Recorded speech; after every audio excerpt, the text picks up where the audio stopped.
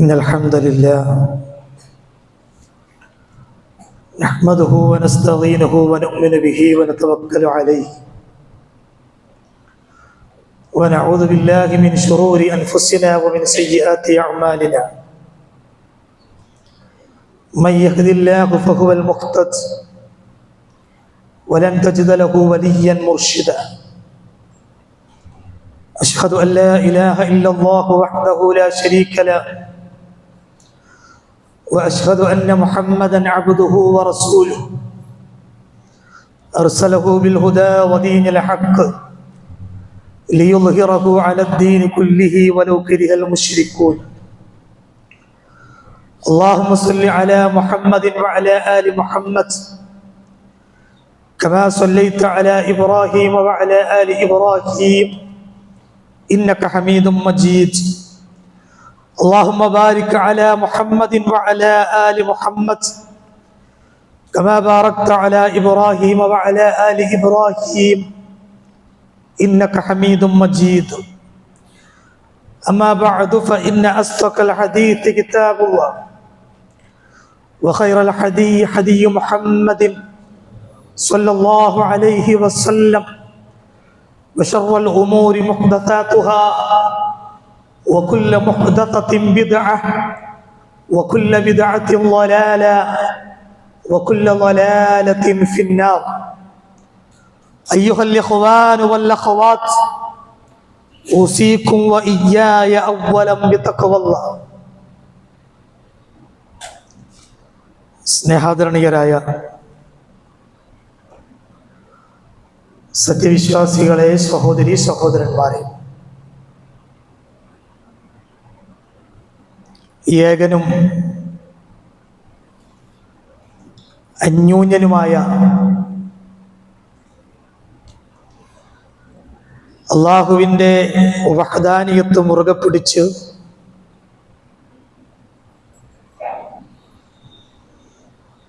മരണം വരെ തൗഹീദിലായിക്കൊണ്ട് ജീവിച്ച് മരിക്കുവാൻ മനസ്സറിഞ്ഞ് പ്രാർത്ഥിക്കുകയും പരിശ്രമിക്കുകയും ചെയ്യണമേ എന്ന് ആമുഖമായി ഉണർത്തുകയാണ്, സ്നേഹപൂർവം വസിയത്ത് ചെയ്യുകയാണ്. റബ്ബ് സുബ്ഹാനഹു വ തആല നമ്മെ ഏവരെയും അതിന് അനുഗ്രഹിക്കുമാറാകട്ടെ. പ്രിയമുള്ളവരെ, മനുഷ്യ സമൂഹത്തെ നേരായ വഴിയിലേക്ക് നയിക്കാൻ വേണ്ടി അല്ലാഹു സുബ്ഹാനഹു വ തആല മനുഷ്യരിൽ നിന്ന് തന്നെ പ്രത്യേകം തെരഞ്ഞെടുത്ത് അയച്ച ദൂതന്മാരെയാണ് നമ്മൾ പ്രവാചകന്മാർ അഥവാ അൽ അംബിയ എന്ന് വിളിക്കുന്നത്. വലഖദ് ബഅത്നാ ഫീ കുല്ലി ഉമ്മത്തിൻ റസൂല, എല്ലാ ഉമ്മത്തുകളിലേക്കും എല്ലാ സമൂഹങ്ങളിലേക്കും നാം പ്രവാചകന്മാരെ അയച്ചിട്ടുണ്ട് എന്ന് വിശുദ്ധ ഖുർആൻ സാക്ഷ്യപ്പെടുത്തുന്നുണ്ട്. ഏറ്റവും അധികം പ്രവാചകന്മാർ കടന്നു വന്നത് ബനൂ ഇസ്രായേൽ സമൂഹത്തിലേക്കാണ് എന്നും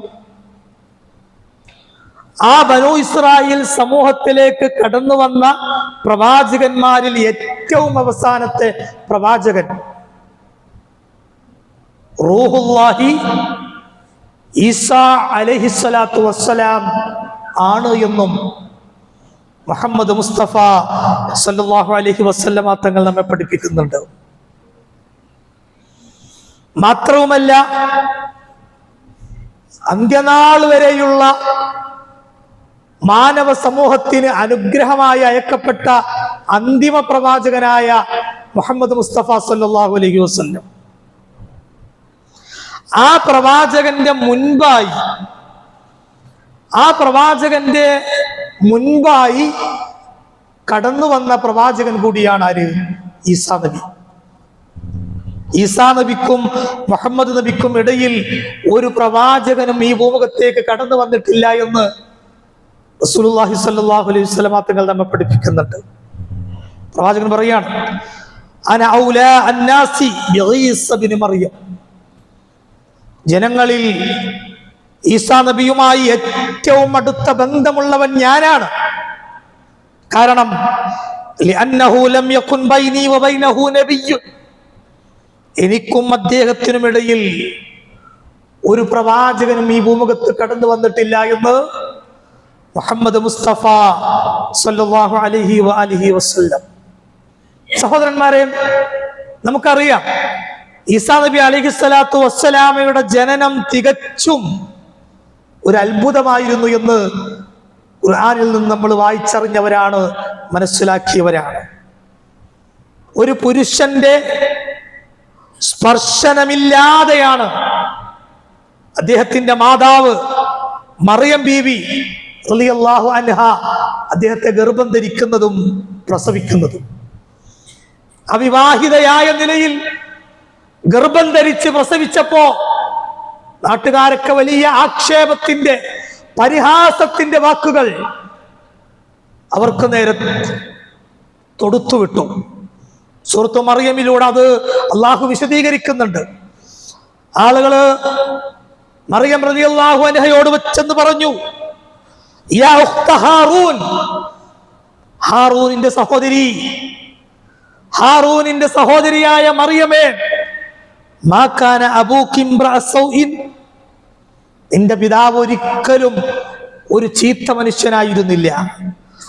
വമാ കാനതു ഉമ്മുകി ബഗിയ, നിന്റെ ഉമ്മയും ഒരു ദുർനടപ്പുകാരിയായിരുന്നില്ല. അത്രയും നല്ല മനുഷ്യരായ ആ ഒരു മാതാപിതാക്കൾക്ക് ജനിച്ച നീ എങ്ങനെയാണ് ഇങ്ങനെ വൃത്തികെട്ടവളായി മാറിയത്? ഇത്തരത്തിൽ അവിവാഹിതയായ നിലയിൽ നീ എങ്ങനെയാണ് പ്രസവിച്ചത്? നീ പിഴച്ചുപോയല്ലോ, നീ ദുഷിച്ചുപോയല്ലോ എന്ന് ആളുകൾ കുറ്റപ്പെടുത്താൻ തുടങ്ങി, പരിഹസിക്കാൻ തുടങ്ങി, ആക്ഷേപിക്കാൻ തുടങ്ങി, തെറി പറയാൻ തുടങ്ങി. മറിയം റളിയല്ലാഹു അൻഹ അള്ളാഹുവിന്റെ കൽപ്പന പ്രകാരം തന്നെ ഒന്നും മിണ്ടിയില്ല. എന്റെ പരിശുദ്ധിയിൽ നിങ്ങൾക്ക് എന്തെങ്കിലും സംശയമുണ്ടെങ്കിൽ ഇതാ ഈ തൊട്ടിലിൽ കിടക്കുന്ന കുട്ടിയോട് നിങ്ങൾക്ക് ചോദിക്കാം എന്ന് അർത്ഥത്തിൽ ആ കുട്ടിയുടെ നേരെ അവർ വിരൽ ചൂണ്ടി. വേറെ ഒന്നും പറഞ്ഞില്ല. മറിയം റളിയല്ലാഹു അൻഹയുടെ ആ ആംഗ്യ പ്രവൃത്തി കണ്ട് ആളുകള് ഒന്നുകൂടി രോഷാകുലരായി.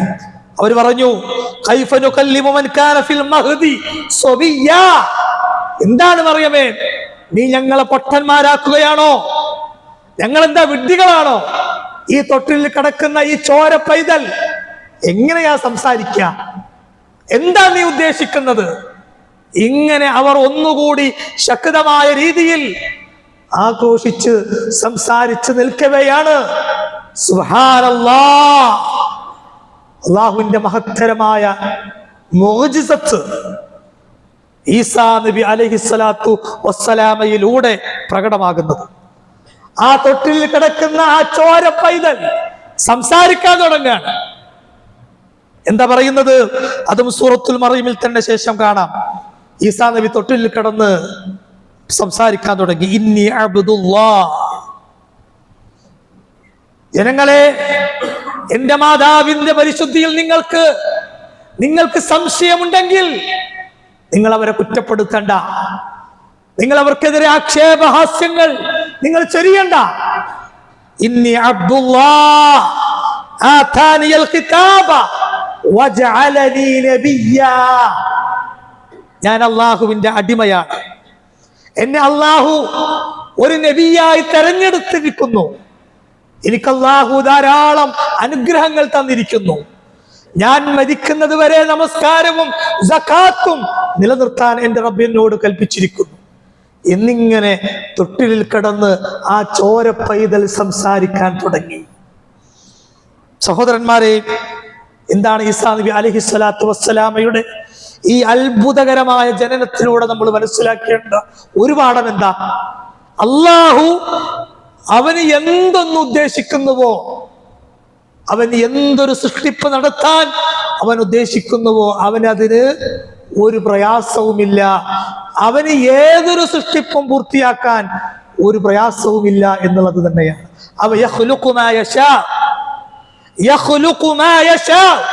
അവൻ ഉദ്ദേശിക്കുന്ന രീതിയിൽ അവൻ പ്രവർത്തിക്കും, അല്ലേ? അള്ളാഹുവിനെ സംബന്ധിച്ചിടത്തോളം എന്തൊരു കാര്യവും ഫയഖൂലു ലഹു കുൻ ഫയകൂൻ, ഉണ്ടാകൂ എന്ന് പറയേണ്ട താമസേ ഉള്ളൂ. എന്തും ഉണ്ടാകും, എന്തും സംഭവിക്കും. എത്രമാത്രം കഴിവുള്ളവനാണ് അള്ളാഹു എന്ന വലിയ ദൃഷ്ടാന്തമാണ് ഈസാ നബി അലൈഹിസ്സലാത്തു വസ്സലാമയുടെ ജനനത്തിലൂടെ അള്ളാഹു നമ്മെ പഠിപ്പിക്കുന്നത്, അല്ലേ? നമ്മൾ നോക്കിയും ആരാണ് അബുൽ ബഷർ ആദം അലൈഹിസ്സലാത്തു വസ്സലാം? ഒരാണിൽ നിന്നും പെണ്ണിൽ നിന്നും അല്ലാതെ, ഒരാണിൽ നിന്നും പെണ്ണിൽ നിന്നും അല്ലാതെയാണ് ആദം അലൈഹിസ്സലാത്തു വസ്സലാം സൃഷ്ടിക്കപ്പെട്ടത്, അല്ലെ? ആ സൃഷ്ടിച്ച അള്ളാഹു അദ്ദേഹത്തിന്റെ ഇണയായ ഹവ്വ ബീവിയെ സൃഷ്ടിച്ചത് എങ്ങനെയാണ്? സ്ത്രീയുടെ സാന്നിധ്യമില്ലാതെ ഒരു ആണിൽ നിന്നാണ്. ഈസാ നബിയെ സൃഷ്ടിക്കുന്നതോ ഒരു പുരുഷന്റെ സ്പർശനമില്ലാതെ. മനുഷ്യരായ നമ്മളെ സൃഷ്ടിച്ചത് ആണിൽ നിന്നും പെണ്ണിൽ നിന്നുമാണ്. അല്ലാഹുവിനെ സംബന്ധിച്ചിടത്തോളം അവൻ എങ്ങനെയാണോ സൃഷ്ടിക്കാൻ ഉദ്ദേശിക്കുന്നത് അവന്റെ സൃഷ്ടികളെ, അതവൻ പൂർത്തിയാക്കും, അതവൻ നിർവഹിക്കും. അതിനവനൊരു തടസ്സവുമില്ല, അതിലൊരു പ്രയാസവും അവനില്ല എന്നുള്ളതാണ് ഈ സംഭവം തന്നെ ബോധ്യപ്പെടുത്തുന്നത്. സഹോദരന്മാരെ, ഈ ഒരു രൂപത്തിൽ തികച്ചും അത്ഭുതകരമായി പ്രസവിക്കപ്പെട്ട ഈസാ അലൈഹിസ്സലാത്തു വസ്സലാം, അല്ലേ? നോക്കിയും അദ്ദേഹം വെറും ഒരു പ്രവാചകൻ മാത്രമായിരുന്നില്ല. മറിച്ച് ഒരുപാട് പ്രത്യേകതകളുള്ള, പ്രവാചകന്മാരിൽ ഒരുപാട് പ്രത്യേകതകളുള്ള അതിശ്രേഷ്ഠരായ ഉലുൽ അസ്മ് എന്ന് വിശേഷിപ്പിക്കപ്പെടുന്ന 5 പ്രവാചകന്മാരുണ്ട്. ആ 5 പ്രധാനികളിൽ ഒരാളാണ് ആര്? റൂഹുല്ലാഹി ഈസാ അലൈഹിസ്സലാത്തു വസ്സലാം. ആ മഹാനായ ആ പ്രവാചകന്റെ നാമം വിശുദ്ധ ഖുർആനിൽ 25 തവണ അള്ളാഹു ആവർത്തിച്ച് പ്രതിപാദിക്കുന്നുണ്ട്. ഇഞ്ചീൽ എന്ന ഗ്രന്ഥമാണ് അദ്ദേഹത്തിന് നൽകപ്പെട്ടത്. നിങ്ങൾ നോക്കൂ, മഹാനായ മൂസ അലൈഹിസ്സലാത്തു വസ്സലാം ബനൂ ഇസ്രായീൽ സമൂഹത്തിലേക്ക് മുമ്പ് അയക്കപ്പെട്ട മൂസ അലൈഹിസ്സലാത്തു വസ്സലാം ആ പ്രവാചകന്റെ ശരീഅത്തിൽ ഊന്നി നിന്നുകൊണ്ട് ലാ ഇലാഹ ഇല്ലല്ലാഹ്, അല്ലാഹു അല്ലാതെ ആരാധനക്കർഹനായി മറ്റാരുമില്ല എന്ന അള്ളാഹുവിന്റെ വഹ്ദാനിയത്ത് അത് ജനങ്ങളെ പഠിപ്പിക്കുക, ആ ഒരു മാർഗത്തിലേക്ക് ജനങ്ങളെ നയിക്കുക എന്നതായിരുന്നു ഈസാ നബി അലൈഹിസ്സലാത്തു വസ്സലാം നിർവഹിച്ച ഏറ്റവും സുപ്രധാനമായ ദൗത്യം.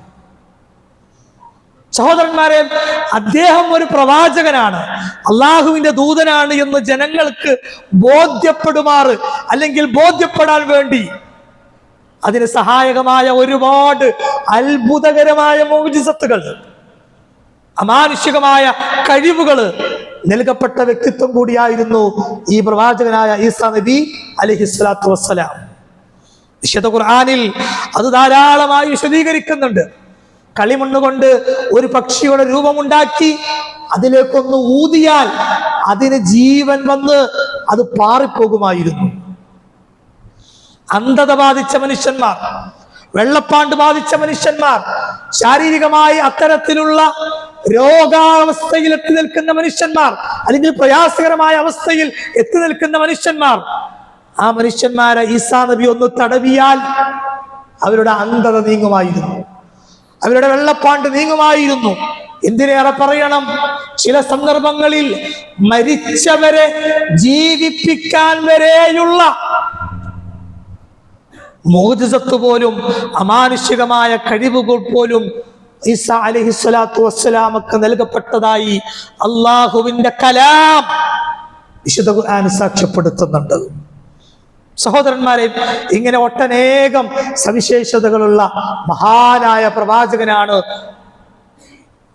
റൂഹുല്ലാഹി ഈസാ അലൈഹിസ്സലാത്തു വസ്സലാം. ലോകത്ത് ഇന്ന് പല ആളുകളും വിശ്വസിക്കുന്നത് പോലെ അദ്ദേഹം ഒരിക്കലും കൊല ചെയ്യപ്പെട്ടിട്ടില്ല, അദ്ദേഹം ഒരിക്കലും ക്രൂശിലേറ്റപ്പെട്ടിട്ടില്ല. ഇത് അള്ളാഹുവിന്റെ സാക്ഷ്യമാണ്, അള്ളാഹുവിന്റെ സാക്ഷ്യമാണ്. അള്ളാഹു വിശുദ്ധ ഖുർആനിലെ 4-ാം അധ്യായം സൂറത്തുൻ നിസായിലെ 157, 158 വചനങ്ങളിലൂടെ അത് നമ്മെ പഠിപ്പിക്കുന്നുണ്ട്. അള്ളാഹ് പറയാണ്, വമാ ഖതലൂഹു, ഇല്ല, അദ്ദേഹത്തെ അവർക്ക് കൊല്ലാൻ കഴിഞ്ഞിട്ടില്ല. ലാ ഇലാഹ ഇല്ലല്ലാഹയുടെ വിരോധികൾക്ക് അള്ളാഹുവിനെ മാത്രമേ ആരാധിക്കാവൂ എന്ന് അദ്ദേഹം പ്രഖ്യാപിച്ച ആ ആദർശത്തിന്റെ വിരോധികൾക്ക് അദ്ദേഹത്തെ ഒരിക്കലും കൊല്ലാൻ കഴിഞ്ഞിട്ടില്ല. വമാ സ്വലബൂഹു, അദ്ദേഹത്തെ കുരിശിലേറ്റാനും കഴിഞ്ഞിട്ടില്ല, അദ്ദേഹത്തെ ക്രൂശിക്കാനും കഴിഞ്ഞിട്ടില്ല. പിന്നെ എന്താ സംഭവിച്ചത്? വലാകിൻ ശുബ്ബിഹ ലഹും, മറിച്ച് അദ്ദേഹം ക്രൂശിലേറ്റപ്പെട്ടതായി അവർക്ക് തോന്നപ്പെടുകയാണ് ഉണ്ടായത് എന്ന് അല്ലാഹു ജല്ല വഅല. ഈസാ നബി കൊല ചെയ്യപ്പെട്ടിട്ടില്ല, കുരിശിലേറ്റപ്പെട്ടിട്ടില്ല. അങ്ങനെ ക്രൂശിക്കപ്പെട്ടതായി അവർക്ക് തോന്നിപ്പിക്കപ്പെടുക മാത്രമാണ് ഉണ്ടായത്. പിന്നെ എന്താ സംഭവിച്ചത്? അല്ലാഹു ഈസാ നബിയെ അള്ളാഹുവിന്റെ സവിധത്തിലേക്ക് ഉയർത്തുകയാണ് ഉണ്ടായത്, അള്ളാഹുവിന്റെ സവിധത്തിലേക്ക് ഉയർത്തുകയാണ് ഉണ്ടായത് എന്ന് സൂറത്തു നിസായിലെ 157, 158 വചനങ്ങൾ. സഹോദരന്മാരെയും, അള്ളാഹുവിന്റെ ആ സവിധത്തിലേക്ക് ഉയർത്തപ്പെട്ട ഈസാ അലൈഹിസ്സലാത്തു വസ്സലാം, അദ്ദേഹം ലോകാവസാനത്തിന്റെ മുന്നോടിയായി ഈ ഭൂമുഖത്തേക്ക് പുനരാനയിക്കപ്പെടും, അദ്ദേഹം തിരിച്ചു വരും, ഇറങ്ങി വരുമെന്ന് ജീവിതത്തിൽ ഒരിക്കൽ പോലും ഇല്ല, ഒരിക്കൽ പോലും കളവ് പറയാത്ത ലോകത്തിന്റെ പ്രവാചകൻ മുഹമ്മദ് മുസ്തഫ സല്ലല്ലാഹു അലൈഹി വഅലിഹി വസല്ലം, അള്ളാഹുവിലേക്ക് ഉയർത്തപ്പെട്ട ആ പ്രവാചകൻ ലോകാവസാനത്തിന്റെ മുന്നോടിയായി ഭൂമിയിലേക്ക് രണ്ടാമതൊരിക്കൽ കൂടി ഇറങ്ങി വരും. ആരാ പഠിപ്പിക്കുന്നത്? മുഹമ്മദ് മുസ്തഫ സല്ലല്ലാഹു അലൈഹി വസല്ലം. ആ വരുന്ന രൂപം പോലും, അതിന്റെ സ്ഥലം പോലും ഹദീസുകളിൽ അള്ളാഹുവിന്റെ പ്രവാചകൻ വിശദീകരിച്ചതായി നമുക്ക് കാണാൻ കഴിയും. ദജ്ജാലിന്റെ ഫിത്നകൾ കൊണ്ട്, ഫസാദുകൾ കൊണ്ട് ലോകം പൊറുതിമുട്ടി വിശ്വാസികൾ സഹികെട്ട് നിൽക്കുന്ന വേളയിലായിരിക്കും അദ്ദേഹം ഇറങ്ങി വരിക. ഡമസ്കസിന്റെ കിഴക്ക് ഭാഗത്തുള്ള വെള്ളമിനാരത്തിന് സമീപം 2 മലക്കുകളുടെ ചിറകുകളിന്മേൽ കൈകൾ വെച്ച് അദ്ദേഹം ഇറങ്ങി വരുമെന്ന് ഹബീബ് മുഹമ്മദ് മുസ്തഫ സല്ലല്ലാഹു അലൈഹി വഅലിഹി വസല്ലം. അന്ന് ഇമാം മഹദിയുടെ നേതൃത്വത്തിൽ ഒരു സുബഹ് ജമാഅത്ത് തുടങ്ങാൻ സമയമാകുന്ന സമയത്തായിരിക്കും അദ്ദേഹം കടന്നു വരിക. ഇമാം മഹദി വിശ്വാസികളെയും കൂട്ടി സുബഹ് നമസ്കാരത്തിനുള്ള ജമാഅത്ത് തുടങ്ങുന്നതിന് മുൻപായി സുഫുകൾ ശരിയാക്കുന്നതിനിടയിലാണ് അദ്ദേഹം ഇറങ്ങി വരുന്നത്. വെളുപ്പും ചുവപ്പും നിറത്തിലുള്ള ഒത്ത ശരീര പ്രകൃതമുള്ള വളരെ സുന്ദരമായ രൂപത്തിൽ ഈസാ നബി അലൈഹിസ്സലാത്തു വസ്സലാം ഇറങ്ങി വരുമെന്ന് മുഹമ്മദ് മുസ്തഫ സല്ലല്ലാഹു അലൈഹി വസല്ലം. മഹദിക്ക് ആളെ തിരിച്ചറിയും. മഹദി ആ സുഫ് ശരിയാക്കുന്നതിനിടയിൽ ഈസാ നബി അലൈഹിസ്സലാത്തു വസ്സലാമയെ കണ്ട് അദ്ദേഹത്തോട് ഇമാമ നിൽക്കാൻ ആവശ്യപ്പെടുമത്രേ. അദ്ദേഹം പറയുമത്രേ, ഈസാ നബി പറയുമത്രേ, വേണ്ട മഹദി, അങ്ങ് തന്നെ നിന്നുകൊള്ളുക.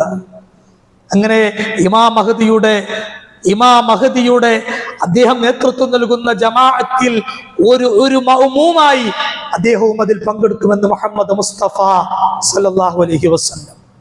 ഞാനാണ് റബ്ബ്, ഞാനാണ് റബ്ബ്, സ്വർഗനരകങ്ങളെല്ലാം എൻ്റെ കൈകളിലുണ്ട്, ഞാനാണ് മനുഷ്യരെ ജീവിപ്പിക്കുന്നവനും മരിപ്പിക്കുന്നവനും ഒക്കെ എന്ന് അഹങ്കാരത്തോടെ, ധാർഷ്ട്യതയോടെ പറഞ്ഞ് ഫിത്നകൾ നടത്തിയിരുന്ന, ഫസാദുകൾ നടത്തിയിരുന്ന ദജ്ജാല് അതോടുകൂടി എന്താകും? പേടിച്ച് പരവശനായി തീരുമത്രേ. ആ ദജ്ജാൽ അവൻ ഓടി ഒളിക്കാൻ ശ്രമിക്കുമത്രേ. ദജ്ജാലിന്റെ പിറകെ കൂടി ഫലസ്തീനിന്റെ കിഴക്ക് ഭാഗത്തുള്ള ബാബു ലുദ് എന്ന സ്ഥലത്ത് വെച്ച് പിടികൂടി ദജ്ജാലിനെ പിടികൂടി ഈസാ അലൈഹിസ്സലാത്തു വസ്സലാം കൊന്നുകളയുമെന്നും അള്ളാഹുവിന്റെ ഹബീബ് മുഹമ്മദ് മുസ്തഫ സല്ലല്ലാഹു അലൈഹി വസല്ലം. ഇതൊക്കെ ഖുർആനും ഹദീസുമാണ്. എൻ്റെ വകയായി, എൻ്റെ ഒരു വാക്കായി, അല്ലെങ്കിൽ മറ്റേതെങ്കിലും ഒരു ഇമാമിങ്ങളുടെ ഒരു വാക്കായി ഇല്ല. ഈ പറയപ്പെട്ട കാര്യങ്ങളിൽ ഒന്നുപോലും ഇല്ല. എല്ലാം ഖുർആനിലും സ്വഹീഹായ ഹദീസുകളിലും വന്ന കൃത്യമായ വിവരണങ്ങൾ അല്ലെ. ഇങ്ങനെയൊക്കെയാണ് ഈസാ നബിയെ കുറിച്ച് നമ്മൾ വിശ്വസിക്കുന്നതും വിശ്വസിക്കേണ്ടതും. ഇത്തരം കാര്യങ്ങളാണ് ഈസാ നബിയുമായി ബന്ധപ്പെട്ട് ഏറ്റവും സുപ്രധാനമായി ഇസ്ലാമിക അധ്യാപനങ്ങൾ നമുക്ക് പകർന്നു തരുന്നതും. എന്നാൽ സഹോദരന്മാരെ, ചില ആളുകള്, ലോകത്ത് ചില ആളുകള് ആ ഈസാ നബിയെ കുറിച്ച് വല്ലാത്ത ജീർണതയുള്ള വിശ്വാസമാണ് വെച്ചു പുലർത്തുന്നത്. ജീർണിച്ച വിശ്വാസം. ചില ആളുകളാകട്ടെ ഈ ഈസാ നബിയെ കുറിച്ച് അതിവാദവുമായി നടക്കുന്നവരുമുണ്ട്. ഒരു വിഭാഗം ആളുകൾ ജീർണിച്ച വിശ്വാസം. അവരാരാണ്? ജൂതന്മാർ. അവരുടെ വിശ്വാസം എന്താ? ഈസാ നബി അദ്ദേഹം ഒരു ജാരസന്തതിയാണ് എന്നുള്ള വിശ്വാസമാണ്. അള്ളാഹുവിന്റെ ഉലുൽ അസ്മിൽപ്പെട്ട ആ മഹാനായ പ്രവാചകനെ കുറിച്ച് ജൂതന്മാരിൽ ഒരു വിഭാഗം ആളുകളുടെ ജീർണിച്ച വിശ്വാസം അതെന്താ? ഈസാ നബി അലൈഹിസ്സലാത്തു വസ്സലാം അദ്ദേഹം ജാരസന്തതിയാണ്, വ്യഭിചാരപുത്രനാണ് എന്നുള്ളതാണ് ഒരു ഭാഗത്ത് ഈ ഒരു രൂപത്തിലുള്ള ജീർണിച്ച വിശ്വാസം. വേറൊരു ഭാഗത്ത് നസാറാക്കൾ അവർ വിശ്വസിക്കുന്ന അതിവാദമായ വിശ്വാസമാണ്, തീവ്രമായ വിശ്വാസമാണ്, അതിരുകടന്ന വിശ്വാസമാണ്. അതെന്താ? അദ്ദേഹം ഒരു പ്രവാചകൻ മാത്രമല്ല, അദ്ദേഹം അള്ളാഹുവിന്റെ പുത്രൻ കൂടിയാണ്. അദ്ദേഹം അള്ളാഹുവിന്റെ ദൈവത്തിന്റെ പുത്രൻ കൂടിയാണ് എന്ന അള്ളാഹുവിന് ഏറ്റവും വെറുപ്പുള്ള, ഏറ്റവും അപകടകരമായ അതിവാദത്തിലേക്ക് അവർ എത്തിച്ചേർന്നു. യഥാർത്ഥത്തിൽ സഹോദരന്മാരെ, അള്ളാഹുവിന് പുത്രനുണ്ടോ? അള്ളാഹുവിന് മക്കളുണ്ടോ? ഉണ്ടോ? ഇല്ല. അള്ളാഹുവിന് മക്കൾ ഉണ്ടാവുക എന്നുള്ളത്, അല്ലെങ്കിൽ അള്ളാഹുവിന് ഒരു ഇണയുണ്ടാവുക എന്നത് അതവന്റെ ഉലൂഹിയത്തിനും അവന്റെ പരിശുദ്ധിക്കും നിരക്കുന്നതല്ല എന്ന് ഖുർആൻ തന്നെ സാക്ഷ്യപ്പെടുത്തുന്നുണ്ട്.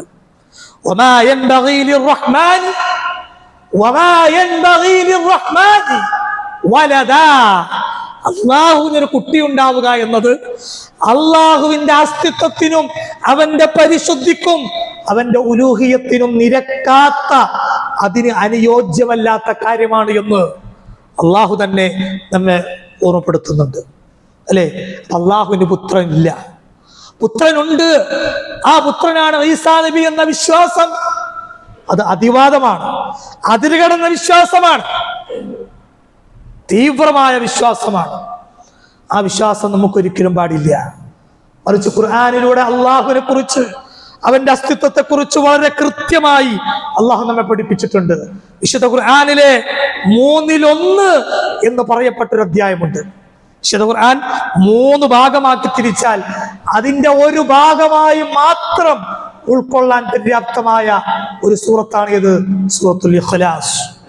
അതിന്റെ അർത്ഥം ഞാൻ വിശദീകരിക്കേണ്ടതില്ല, നമുക്ക് എല്ലാവർക്കും അറിയാം. എന്താ അള്ളാഹു പഠിപ്പിച്ചത്? ഖുൽ, നബിയെ പറഞ്ഞു കൊടുക്കണം. എന്ത്?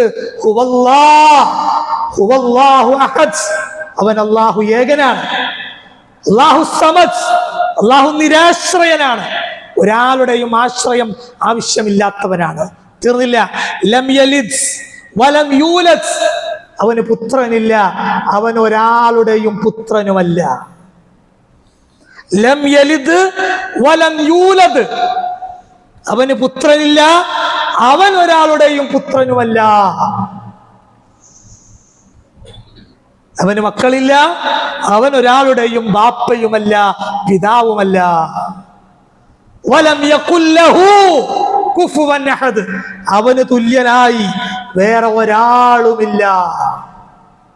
നിങ്ങൾ നോക്കിയും, ഇതാണ് അള്ളാഹുവിനെ കുറിച്ച് അള്ളാഹു പഠിപ്പിക്കുന്ന വിശ്വാസം.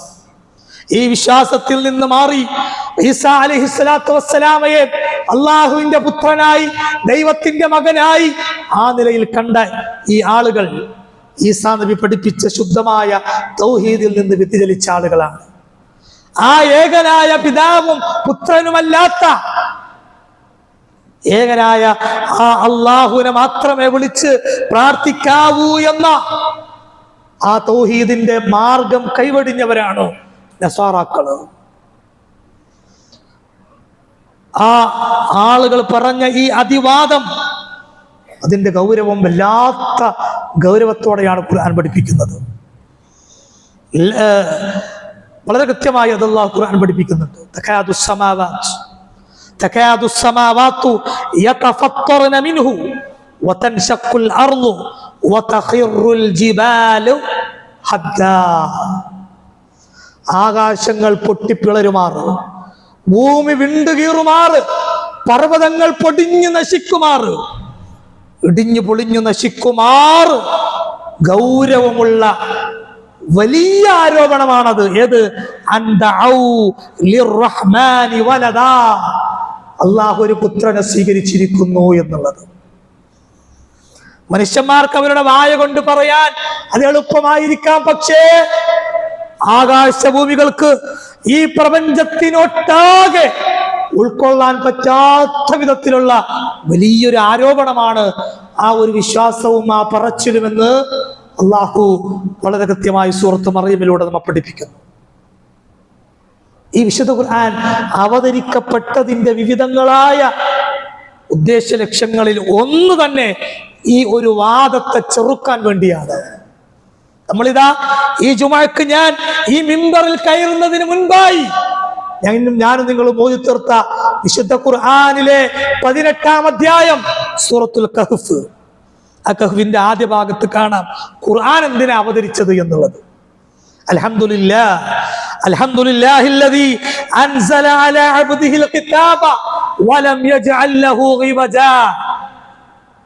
അല്ലാഹു ഖുർആനിനെ അവന്റെ അടിമയായ പ്രവാചകന്റെ മേൽ, മുഹമ്മദ് മുസ്തഫ സല്ലല്ലാഹു അലൈഹി വസല്ലമ തങ്ങളുടെ മേൽ അവതരിച്ച കാര്യത്തെ കുറിച്ച് പറഞ്ഞതിന് ശേഷം അല്ലാഹു പറയാണ് ഇതെന്തിനാ അവതരിപ്പിച്ചത്? വയുൻദിറല്ലദീന ഖാലു തഖദല്ലാഹു വലദാ. വയുൻദിറ, ഇത് താക്കീത് നൽകാൻ വേണ്ടി അവതരിപ്പിച്ച ഗ്രന്ഥമാണ്. ആർക്ക്? അല്ലദീന ഖാലു, ഇപ്രകാരം പറഞ്ഞ ആളുകൾക്ക്. എന്താ അവർ പറഞ്ഞത്?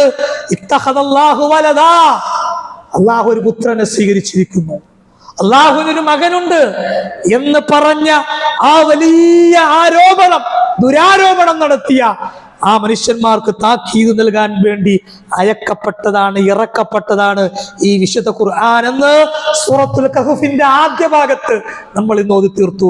അല്ലാഹു സ്വീകരിക്കുമാറാകട്ടെ. അല്ലാഹു പറയാണ് മാലഹും ബിഹി മിൻ ഇൽമിൻ വലാ ലിആബാഇഹിം. ആ ഒരു വാദത്തിന്, അവരുടെ ആ ദുരാരോപണത്തിന് അവർക്കോ അവരുടെ പൂർവികർക്കോ ഒരു തെളിവുമില്ല. കബറത്ത് കലിമത്തൻ തഖ്റുജു മിൻ അഫ്വാഹിഹിം ഇൻ യഖൂലൂന ഇല്ലാ കദിബാ. അവർ നുണയല്ലാതെ മറ്റൊന്നും അതുവഴി പറയുന്നില്ല. സഹോദരന്മാരെ, അത് വളരെ വളരെ ഗൗരവമേറിയ വിഷയമാണ്. ഏത്? അള്ളാഹുവിനൊരു പുത്രനുണ്ടായിരിക്കുന്നു എന്നുള്ള വിഷയം. മാത്രവുമല്ല, അള്ളാഹുവിന്റെ പുത്രനാണ് ഈസാ അലൈഹിസ്സലാത്തു വസ്സലാം എന്ന് വിശ്വസിച്ചുകൊണ്ട് ആ ഈസാ നബിയെയും അദ്ദേഹത്തിന്റെ മാതാവായ മറിയം അലൈഹിസ്സലാത്തു വസ്സലാമയെയും വിളിച്ചു പ്രാർത്ഥിക്കുന്ന ആളുകൾ, ആ ആളുകളുടെ മുൻപാകെ നാളെ പരലോകത്ത് വെച്ച് ഈസാ നബിയോട് അള്ളാഹു ചോദിക്കുന്ന ഒരു ചോദ്യമുണ്ട്. എന്താണ് ആ ചോദ്യം? സഹോദരന്മാരെ, വളരെ ശ്രദ്ധയോടുകൂടി നമ്മൾ കേൾക്കുക.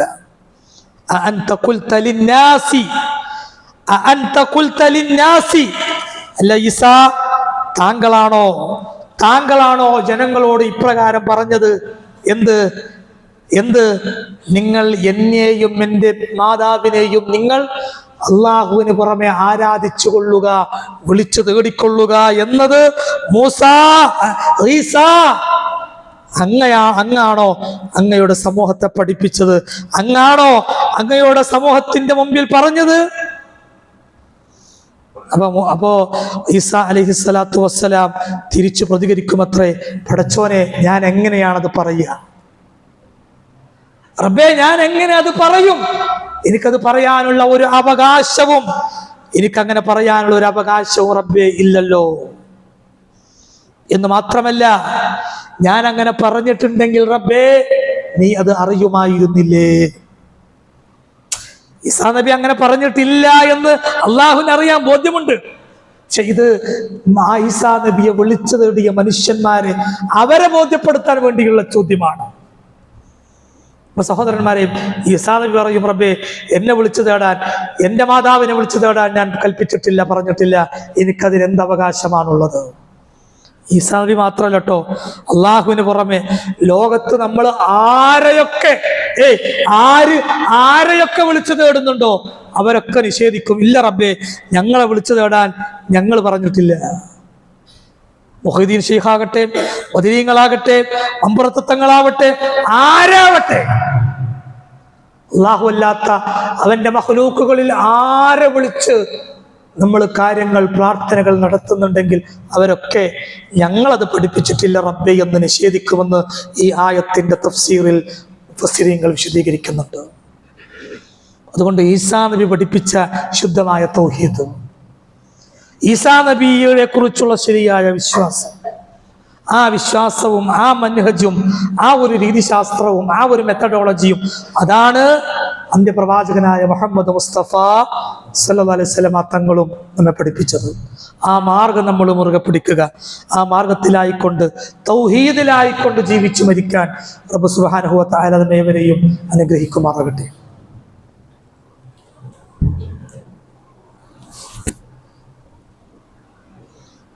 അൽഹംദുലില്ലാഹ് വസല്ലല്ലാഹു അലാ നബിയിനാ മുഹമ്മദ് വആലിഹി വസഹ്ബിഹി അജ്മഈൻ. അമ്മാ ബഅദ് ഫത്തഖുല്ലാഹ ഇബാദല്ലാഹ്. അല്ലാഹുവിനെ സൂക്ഷിച്ചു ജീവിക്കണമേ എന്ന് ഒരിക്കൽ കൂടി ഉണർത്തുകയാണ്, സ്നേഹപൂർവ്വം വസിയത്ത് ചെയ്യുകയാണ്. സഹോദരന്മാരെ, അള്ളാഹുവിനൊരു പുത്രനുണ്ട്. ഈസാ നബി അലൈഹിസ്സലാത്തു വസ്സലാം അള്ളാഹുവിൻ്റെ മകനാണ് എന്ന വിശ്വാസം, ആ വിശ്വാസം എത്രത്തോളം അപകടകരമാണ്, എത്രത്തോളം അള്ളാഹുവിൻ്റെ കോപത്തിന് ഇരയാകുന്ന കാര്യമാണ് എന്നുള്ളത് നമ്മൾ മനസ്സിലാക്കി കഴിഞ്ഞു. സഹോദരന്മാരെ, ആ ഒരു വിശ്വാസം ഉൾക്കൊള്ളാൻ ഞാനോ നിങ്ങളോ നമ്മളിൽ ആരെങ്കിലും തയ്യാറാവോ? ഇല്ല. അള്ളാഹിനെ കുറിച്ച് ശരിക്ക് ബോധ്യമുള്ള, ഈമാനുള്ള, ഈസാ നബിയെ കുറിച്ച് ശരിയായി പഠിച്ച നമ്മൾ ഒരിക്കലും ഈസാ അലൈഹിസ്സലാത്തു വസ്സലാം അള്ളാഹുവിന്റെ പുത്രനാണ് എന്ന് നമ്മൾ ഒരിക്കലും വിശ്വസിക്കില്ല.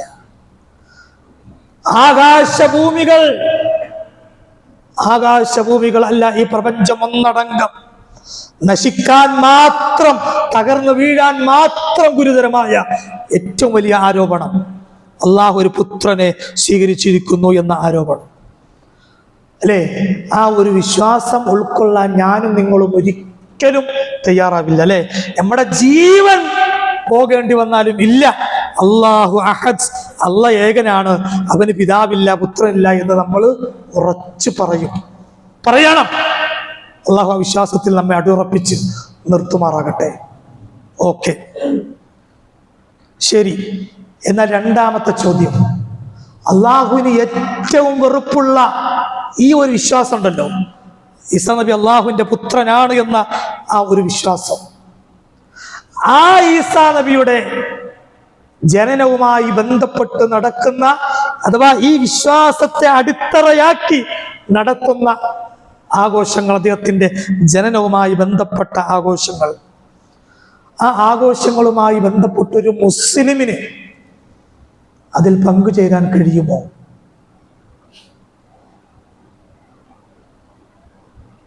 ഒരു മുസ്ലിമിന് കഴിയുമോ? കഴിയില്ല. കാരണം അള്ളാഹുവിന് അത് അത്രമാത്രം ഗൗരവമായ വിഷയമാണ്. എന്ത്? ഈസാ അലൈഹിസ്സലാം അള്ളാഹുവിന്റെ പുത്രനാണെന്ന വിശ്വാസം. ആ വിശ്വാസത്തെ ബേസാക്കി ആ പ്രവാചകന്റെ ജനനം അള്ളാഹുവിന്റെ പുത്രന്റെ ജനനം അത് ആഘോഷിക്കുന്ന മനുഷ്യന്മാരുടെ ചെയ്തികൾ അവരുടെ അറിവില്ലായ്മ കൊണ്ടാവാം. അള്ളാഹു എല്ലാവർക്കും ഹിദായത്തിനെ പ്രദാനം ചെയ്യുമാറാകട്ടെ. അത് അവർക്ക് ആഘോഷിക്കാനുള്ള സ്വാതന്ത്ര്യമുണ്ട്, അവകാശമുണ്ട്. അത് നമ്മൾ വകവെച്ചു കൊടുക്കണം, അതിലൊന്നും തർക്കമില്ല. പക്ഷെ അത് അപകടകരമായ വിശ്വാസമാണ്. അത് എൻ്റെ തൗഹീദിനെ നശിപ്പിക്കുന്ന വിശ്വാസമാണ് എന്ന ആ ഒരു വിശ്വാസമുള്ള നമുക്കെങ്ങനെ ആ മനുഷ്യന്മാരുടെ വിശ്വാസവുമായി ബന്ധപ്പെട്ട ആചാരങ്ങളിൽ, അതുമായി ബന്ധപ്പെട്ട എന്ത് കാര്യങ്ങളിലും നമുക്ക് പങ്കുചേരാൻ കഴിയോ? നമ്മൾ ഓരോരുത്തരുമാണ് നമ്മുടെ മനസ്സിനോട് ചോദിക്കേണ്ടത്. അതുകൊണ്ട് സഹോദരന്മാരെ, മനുഷ്യൻ എന്ന നിലക്ക് ജാതിയോ മതമോ വർണ്ണമോ വർഗമോ ഭാഷയോ ദേശമോ ഒന്നും നോക്കാതെ ഭൗതികമായ പൊതുവായ എല്ലാ രംഗങ്ങളിലും അല്ലെ സഹായവും സഹകരണവും സ്നേഹവും ഐക്യവും എല്ലാം വേണം. എന്റെ അയൽവാസി ഈസാ അലൈഹിസ്സലാത്തു വസ്സലാം അള്ളാഹുവിന്റെ പുത്രനാണെന്ന് വിശ്വസിക്കുന്നവനാണെങ്കിൽ ആ അയൽവാസി പട്ടിണി കിടക്കവേ ഞാൻ വയറ് നിറച്ച് ഭക്ഷിച്ചാൽ ഞാൻ ആരല്ല? ഞാൻ മുസ്ലിമല്ല. ഈസാ നബി പുത്രനാണെന്ന് വിശ്വസിക്കുന്നവനാണ്. അതുകൊണ്ട് ഓനെങ്ങനെ കഴിഞ്ഞാലൊക്കെ വിരോധമല്ല. അവിടെ അത് പറ്റുമോ? പറ്റൂല. ഭൗതികമായ പൊതുവായ എന്തൊക്കെ വിഷയങ്ങളുണ്ടോ അവിടെയൊക്കെ എല്ലാ മനുഷ്യരെയും ജാതി മത വർണ്ണ വർഗ ദേശഭാഷാ വ്യത്യാസമില്ലാതെ സഹായിക്കണം, സംരക്ഷിക്കണം, കൂടെ പിടിക്കണം, ചേർത്ത് പിടിക്കണം. പക്ഷേ മറ്റു മതസ്ഥരുടെ വിശ്വാസപരമായ ആചാരങ്ങൾ, ആ ആചാരങ്ങൾ പ്രത്യേകിച്ചും നമ്മുടെ തൗഹീദിനെ പോലും നമ്മുടെ ഈമാനിനെ പോലും നഷ്ടപ്പെടുത്തുന്നതാണെങ്കിലോ നമുക്ക് സമരസപ്പെടാൻ തൽക്കാലം നമുക്ക് സാധ്യമല്ല. ഇത്രയും ലളിതമാണ് ഇസ്ലാം, ഇത്രയും സമ്പൂർണമാണ് ഇസ്ലാം, ഇത്രയും വിശാലമാണ് ഇസ്ലാമിന്റെ കാഴ്ചപ്പാട്. ലക്കും ദീനുക്കും വലിയ ദീൻ. ഓരോരുത്തരും അവരുടെ വിശ്വാസം അനുസരിച്ച് ജീവിച്ചു കൊള്ളട്ടെ. ആരും ഒരാളെയും ആക്ഷേപിക്കാൻ പോണ്ട, നല്ല നിലയിൽ കാര്യങ്ങൾ പറഞ്ഞു കൊടുക്കുക. അതല്ലാത്ത ആക്ഷേപങ്ങളും അപഹാസ്യങ്ങളും തൊട്ടുകൂടായ്മയും തീണ്ടിക്കൂടായ്മയും ഇല്ല, അങ്ങനെയൊന്നില്ല. അവനവന്റെ ദീൻ നഷ്ടപ്പെടുന്ന പ്രവണതകൾ ആര് ചെയ്താലും, ഇനി നമ്മുടെ സമൂഹത്തിനകത്ത് നിന്ന് തന്നെ നമ്മുടെ ദീനിനെ നഷ്ടപ്പെടുത്തുന്ന ചെയ്തികളിലേക്ക് ആരെങ്കിലും വിളിച്ചാൽ, അല്ലെങ്കിൽ അത്തരം കാര്യങ്ങളുമായി സമരസപ്പെട്ട് നിൽക്കേണ്ട ഒരു അവസ്ഥ സമൂഹത്തിൽ സൃഷ്ടിക്കപ്പെട്ടാൽ അല്ലെ, അത് നമ്മുടെ മതത്തിൽപ്പെട്ട ആളുകൾ തന്നെയാണ് എന്ന നിലക്ക് നമ്മൾ കൂട്ടുകൂടാൻ പാടില്ല. ഏറ്റവും ലളിതമായി പറഞ്ഞാലേ മൗലിദ് കഴിക്കൽ നമ്മുടെ സമൂഹത്തിലുള്ളൊരു ഏർപ്പാടാണ്. മൗലിദിന്റെ വരികളിൽ അള്ളാഹു അല്ലാത്തവന്റെ പടപ്പുകളെ വിളിച്ചു പ്രാർത്ഥിക്കുന്ന വരികളുണ്ട്. ഞാൻ അതിലേക്കൊന്നും കടക്കുന്നില്ല. പല വീടുകളിലും അത് കാര്യമായി പല സന്ദർഭങ്ങളും നടക്കാറുണ്ട് അല്ലെ. നമ്മുടെ ഈമാനെ നഷ്ടപ്പെടുത്തുന്ന, നമ്മുടെ തൗഹീദിനെ നഷ്ടപ്പെടുത്തുന്ന ഒരു പ്രവണതയാണത്. അപ്പൊ ആ ഒരു വിഷയത്തിന് മുസ്ലിം വിളിച്ചാലും തൽക്കാലം അതെന്റെ വിശ്വാസത്തെ അപകടപ്പെടുത്തുന്ന കാര്യമാണ് കേട്ടോ എന്ന് പറഞ്ഞ് നമുക്ക് മാറി നിൽക്കേണ്ടി വരും. അപ്പൊ നമ്മുടെ മതത്തിന്റെ അകത്ത് നിന്നാണെങ്കിലും പുറത്തു നിന്നാണെങ്കിലും നമ്മുടെ വിശ്വാസത്തെ, നമ്മുടെ അഖീദയെ, നമ്മുടെ ഈമാനിനെ തകർക്കുന്ന, നിഷ്ഫലമാക്കുന്ന, ദുർബലപ്പെടുത്തുന്ന പ്രവണതകളെ സഹോദരന്മാരെ നമ്മൾ പുൽകാതിരിക്കുക, നമ്മുടെ ഈമാനിനെ നമ്മൾ സംരക്ഷിക്കുക. അല്ലാഹു സുബ്ഹാനഹു വ തആല ദീനിനെ അതിൻ്റെ യഥാർത്ഥ രീതിയിൽ ഉൾക്കൊണ്ട് നല്ല മനുഷ്യരായി, നല്ല പൗരന്മാരായി ജീവിക്കാൻ കഴിയുന്ന യഥാർത്ഥ വിശ്വാസികളിൽ അല്ലാഹു സുബ്ഹാനഹു വ തആല നമ്മെ എല്ലാവരെയും ഉൾപ്പെടുത്തി അനുഗ്രഹിക്കുമാറാകട്ടെ. സഹോദരന്മാരെ, ചില കാര്യങ്ങൾ പ്രത്യേകമായി പറയാനുണ്ട്. സമയം ഒരു 2 മിനിറ്റ് വഴുകുമെന്നറിയാം. എന്നിരുന്നാലും അത്യാവശ്യമായി എല്ലാവരെയും പൊതുവായി അറിയിക്കാനുള്ളൊരു കാര്യം, SIR സമർപ്പിക്കേണ്ട അതിൻ്റെ ആ ഫോമുകളൊക്കെ സമർപ്പിക്കേണ്ട ദിവസങ്ങളൊക്കെ കഴിഞ്ഞല്ലോ.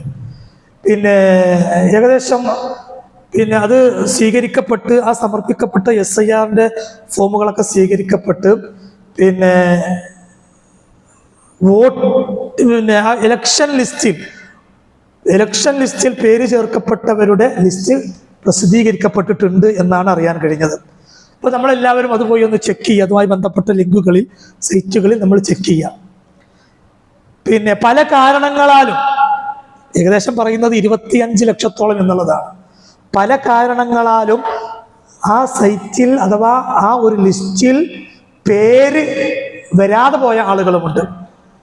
പല കാരണങ്ങളാലും അത് നമ്മുടെ സർട്ടിഫിക്കറ്റുമായി ബന്ധപ്പെട്ട് അതിലെന്തെങ്കിലും പിന്നെ പേരുകളിലോ മറ്റോ വന്ന പിഴവുകളോ കാര്യങ്ങളോ ഒക്കെ ആവാം. എന്തായിരുന്നാലും 25 ലക്ഷത്തോളം ആളുകൾ അതിൽ നിന്ന് ഒഴിവാക്കപ്പെടുന്ന ഒരു സാഹചര്യമുണ്ട് എന്ന് പറയപ്പെടുന്നു. അല്ലാഹു അലം. അപ്പോൾ ഏതായിരുന്നാലും നമ്മൾ ആ ഒരു സൈറ്റ് നോക്കി നമ്മുടെ പേര് അതിലുണ്ടോ, നമുക്ക് അടുത്ത പുതുതായി പിന്നെ ഉണ്ടാക്കപ്പെട്ട വോട്ടിംഗ് ലിസ്റ്റിൽ നമ്മുടെ പേരുണ്ടോ എന്ന് നമ്മൾ ഉറപ്പുവരുത്തുക. ഇല്ലെങ്കിൽ ഇൻഷാ അല്ലാഹ് നമ്മൾ ബേജാറാവേണ്ട ആവശ്യമൊന്നുമില്ല. ഒരു പ്രയാസവും ഒരു ബുദ്ധിമുട്ടും ആരും കരുതേണ്ട ആവശ്യമില്ല. നമ്മുടെ പേരില്ല എങ്കിൽ നമ്മളെ സഹായിക്കാൻ നമ്മളടക്കമുള്ള ഒരുപാട് മുസ്ലിം സംഘടനകളിൽ നിന്ന് സന്നദ്ധ വളണ്ടിയർമാർ ഹെൽപ്പ് ഡെസ്കുകൾ വഴിയും മറ്റുമൊക്കെ അത്തരം നമ്മുടെ കാര്യങ്ങൾ ശരിയാക്കുന്നതിന് വേണ്ടിയുള്ള കാര്യങ്ങൾക്ക് തുടക്കം കുറിച്ച് കഴിഞ്ഞിട്ടുണ്ട്. അപ്പോൾ നമ്മുടെ പേരുണ്ടോ നോക്കുക. ഇല്ലെങ്കിൽ എന്തുകൊണ്ട് നമ്മുടെ പേരില്ല എന്നുള്ളത് നമ്മൾ മനസ്സിലാക്കി അതിനാവശ്യമായ നടപടിക്രമങ്ങൾ, അതിനാവശ്യമായ ആളുകളെ കണ്ട് നമ്മൾ അലംഭാവം കാണിക്കാതെ, വീഴ്ച വരുത്താതെ, ദിവസങ്ങൾ കളയാതെ നമ്മൾ എന്ത് ചെയ്യുക, അത് പൂർത്തിയാക്കുക. അല്ലാഹു സുബ്ഹാനഹു വ തആല അത് നല്ല നിലയിൽ പൂർത്തീകരിക്കാനുള്ള തൗഫീക്ക് നമുക്കെല്ലാവർക്കും നൽകി അനുഗ്രഹിക്കുമാറാകട്ടെ. സഹോദരന്മാരെ, നമ്മുടെ ഈ പള്ളിയുടെ മുൻ ജനറൽ സെക്രട്ടറി അദ്ദേഹം ഇന്നലെ വീട്ടിൽ നിന്ന് വീണ് അദ്ദേഹം ആശുപത്രിയിലാണ്, പ്രാർത്ഥിക്കണമെന്ന് അറിയിച്ചിട്ടുണ്ട്. അർഹമുറാഹിമീനായ റബ്ബ് അദ്ദേഹത്തിന് ശിഫാഇനെ പ്രദാനം ചെയ്യുമാറാകട്ടെ. മറ്റൊരു നമ്മുടെ പ്രവർത്തകൻ, ഈ പള്ളിയുടെ നിലവിലെ വർക്കിംഗ് കമ്മിറ്റി മെമ്പർ കൂടിയാണ് അദ്ദേഹം ഒരു ആൻജിയോ സർജറി കഴിഞ്ഞ് ആശുപത്രിയിലാണ്. അദ്ദേഹവും പ്രാർത്ഥിക്കാൻ വേണ്ടി പറഞ്ഞിട്ടുണ്ട്. കഴിഞ്ഞ ആഴ്ച വരെ നമ്മുടെ കൂട്ടത്തിൽ ഉണ്ടായിരുന്ന വ്യക്തിയാണ്. ആർക്കാണ്, എപ്പോഴാണ്, എന്താണ് സംഭവിക്കുക എന്നുള്ളത് അള്ളാഹുവിന് മാത്രം നിശ്ചയമുള്ള കാര്യമാണ്. അള്ളാഹു അദ്ദേഹത്തിന് ശിഫാഇനെ പ്രദാനം ചെയ്യുമാറാകട്ടെ. അതിലേറെ പ്രയാസകരമായ വസ്തുത, അദ്ദേഹത്തിൻ്റെ മകൻ്റെ ഭാര്യാപിതാവ് കഴിഞ്ഞ ദിവസം മരണപ്പെട്ടു. വ്യക്തിപരമായി എനിക്ക് കൂടി അടുത്തു ബന്ധമുള്ള ഒരാൾ കൂടിയാണ്. വളാഞ്ചേരി കുപ്പം സ്വദേശിയായ അബ്ദുൽ കരീം സാഹിബ്. അള്ളാഹു അദ്ദേഹത്തിന് മഗ്ഫിറത്തും മർഹമത്തും പ്രദാനം ചെയ്ത് അനുഗ്രഹിക്കുമാറാകട്ടെ. ഈ പള്ളിയുടെ പരിസരത്ത് ഇന്നലെ സഹോദരന്മാരെ ഒരു സഹോദരി പെട്ടെന്ന് തളർന്നു വീണ് മരിച്ചതായി നമ്മൾ കണ്ടു. അവർക്കും അള്ളാഹു മഗ്ഫിറത്തിനെയും മർഹമത്തിനെയും പ്രദാനം ചെയ്യുമാറാകട്ടെ. നമ്മിൽ നിന്ന് വന്നുപോയ ചെറുതും വലുതുമായ മുഴുവൻ തെറ്റുകുറ്റങ്ങളും അർഹമുറാഹിമീനായ റബ്ബ് പുറത്തു മാപ്പാക്കി തരുമാറാകട്ടെ. അള്ളാഹുവിൻ്റെ വഹദാനിയത്ത് മുറുകെ പിടിച്ച് തൗഹീദ് നഷ്ടപ്പെടാത്ത ഇഖ്ലാസുള്ള മുവഹ്ഹിദീങ്ങളിൽ അള്ളാഹു നമ്മെ എല്ലാവരെയും ഉൾപ്പെടുത്തി അനുഗ്രഹിക്കുമാറാകട്ടെ. اللهم اغفر للمؤمنات والمسلمين والمسلمات الاحياء منهم والاموات انك مجيب الدعوات ويا قاضي الحاجات. اللهم اجرنا من النار، اللهم اجرنا واجر والدينا من النار. اللهم اعز الاسلام والمسلمين واذل الشرك والمشركين. اللهم ربنا اتنا في الدنيا حسنه وفي الاخره حسنه وقنا عذاب النار. ربنا تقبل منا دعاءنا واعمالنا انك انت السميع العليم وتب علينا انك انت التواب الرحيم. آمين برحمتك يا أرحم الراحمين.